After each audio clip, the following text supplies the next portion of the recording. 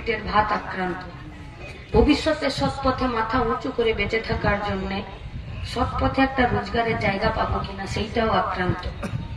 কাল আপনি বুঝ দিতে পারবেন না পশ্চিমবঙ্গের বেকার ছেলে মেয়েদেরকে যে কেন তোরা বালি পাচার, মাটি পাচার, ভোট লুটে, পঞ্চায়েতের টাকা লুটে, আবাস যোজনার ঘর লুটে পয়সাতে তোরা কেন নাম লেখাচ্ছিস। আমার চোখের সামনে যদি আমার বাবা অসুস্থ থাকে আর দুপাতা ওষুধ যদি না পায়, আমার চোখের সামনে আমার মায়ের যেদিকে খুঁটটা গজে কোমরে সেই দিকটা ছিঁড়ে গেছে আর আঁচলের দিকটা ঠিক আছে, তো আমার মা এখন আঁচলের দিকটা খুঁট করে গুজে নিয়ে আর ছেঁড়া যেদিকে খুঁটটা গুজতো সেই দিকটা এখন পিঠে আঁচল করে ছিঁড়ে পড়ে থাকে, সেই মায়ের যদি আমি দুটো বছরে সুতির ছাপা কিনে না দিতে পারি, আমার বাড়ির ছোট বাচ্চাটা তার যদি কোনোদিন একটু আলাদা করে ডিম সেদ্ধ বা একটু আলাদা করে মেলা দেখার জন্য ছটপট করে বা যদি লেখাপড়ার জন্য তাকে যদি একটা টিউশন না দিতে পারি, সেই মেয়েটা চোখের জল, সেই মেয়েটা মন খারাপ আমাকে ঠিক থাকতে দেবে? আমি যদি সৎ পথে রোজগারের জায়গা না পাই, আমিও রাস্তায় দাঁড়িয়ে কোথাও বালি পাচার, কোথাও গরু পাচার, কোথাও লোহা পাচার, কোথাও ভোট লুট, কোথাও 100 দিনের কাজের টাকা আর কোথাও আবাস যোজনার ঘরে লুট করার জন্য পাড়ায় তৃণমূলের দাদা হয়ে দাঁড়াবো। আর তারপর তোমার বাড়িরই কোনো মেয়ের যদি হাত ধরে টেনে নিয়ে বেরোই, এ পুলিশ কিন্তু আমাকে ধরবে না, কারণ তখন আমি তৃণমূলের নেতা। তাই সিদ্ধান্ত আপনার। 56 ইঞ্চি নয়, ভুড়িটা 56 ইঞ্চির, এত পয়সা।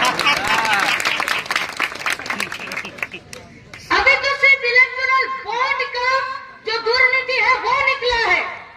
মানে মোদির এখন ধুতির শুধু কাছাটা খুলেছে। इसके बाद पीएम केयर फंड आया। যে पीएम केयर फंडে করোনার সময় গুচ্ছে বড় লোক, গরিব মানুষ, ভারতবর্ষের বিভিন্ন সংস্থা তাদেরকে টাকা দিয়েছিল যে করোনার সাথে লড়ো। করোনার সাথে লড়ো মানে শুধু ভ্যাকসিন তৈরি করতে পয়সা দেয়নি। করোনার সাথে লড়ো মানে গরিব মানুষ কাজ বন্ধ আছে তাকে খেতে দাও। করোনার সাথে লড়ো মানে যার বাড়িতে রেশন পৌঁছাচ্ছে না তাকে রেশন দাও। করোনার সাথে লড়ো মানে যে বাড়ির লোকটা হসপিটাল যেতে পারছে না তার বাড়িতে ডাক্তার পাঠাও। করোনার সময় লড়াই মানে আমাদের গায়ের, আমাদের পরিবারের যে ছেলেগুলো বাইরে পরিযায়ী শ্রমিক হয়ে পড়েছিল তারা যাতে হেঁটে হেঁটে বাড়ি না ফেরে, তারা যাতে গাড়িতে করে বাড়ি ফিরতে পারে, তারা যাতে বাড়ি ফিরে খেতে পারে, তারা যাতে বাড়ি ফিরে 2 মাস নিজের সংসারটা চালাতে পারে, তার জন্য তাদেরকে মাসে আমরা বলেছিলাম 7,500 টাকা করে দাও তাদের ব্যাংকের অ্যাকাউন্টে। কিন্তু মোदी বলল कि ये फंड का कोई हिसाब देश का जनता नहीं ले सकता। क्यों?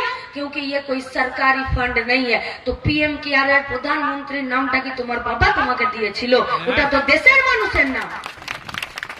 তুমি অসুস্থ 100 দিনের কাজ বন্ধ, 100 দিনের কাজ বন্ধের ফলে মানুষ আজকে খুব সংকটে পড়েছে।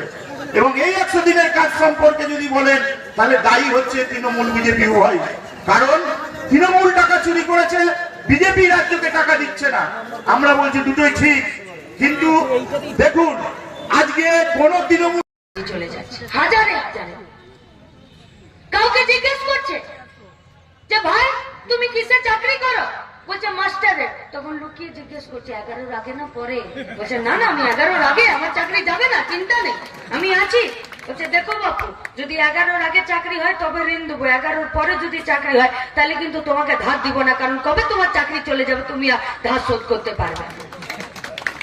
কেন এদের এই অবস্থা হলো?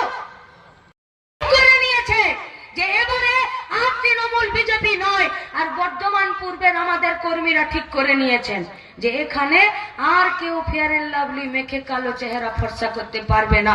এবার যদি কেউ জেতে তো সেটা নীরব খাই জিতবে, কারণ আমাকে বাঁচতে হবে, আমাদেরকে বাঁচতে হবে, আর গোটা পশ্চিমবঙ্গ ভারতবর্ষকে বাঁচাতে হবে।